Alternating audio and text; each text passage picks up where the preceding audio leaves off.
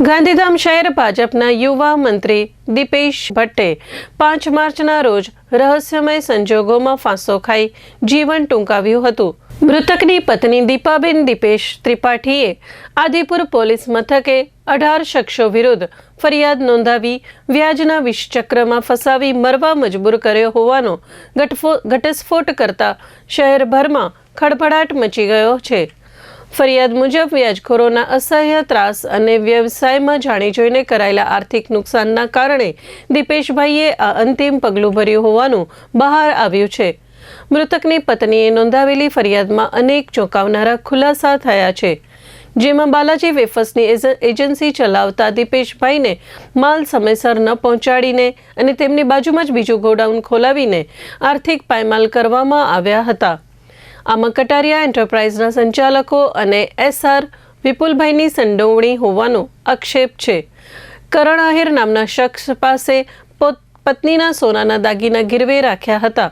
મુદ્દલ કરતાં વધુ વ્યાજ ચૂકવ્યા છતાં દાગીના પરત ન આપી જાનથી મારવાની ધમકી અપાઈ હતી।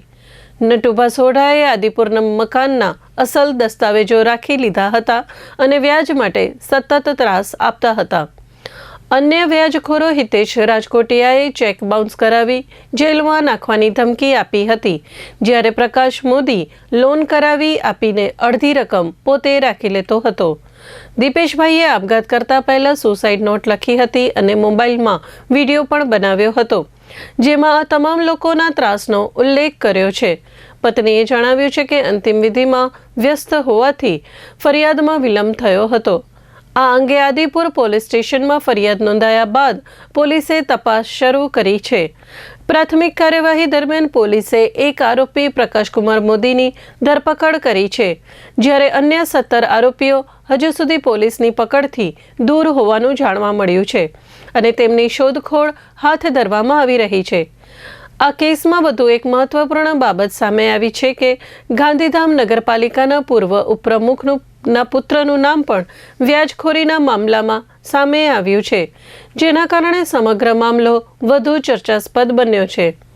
પોલીસ દ્વારા ફરિયાદના આધારે આગળની તપાસ હાથ ધરવામાં આવી છે અને બાકીના આરોપીઓને ઝડપવા માટે કાર્યવાહી કરવામાં આવી રહી હોવાનું જાણવા મળ્યું છે।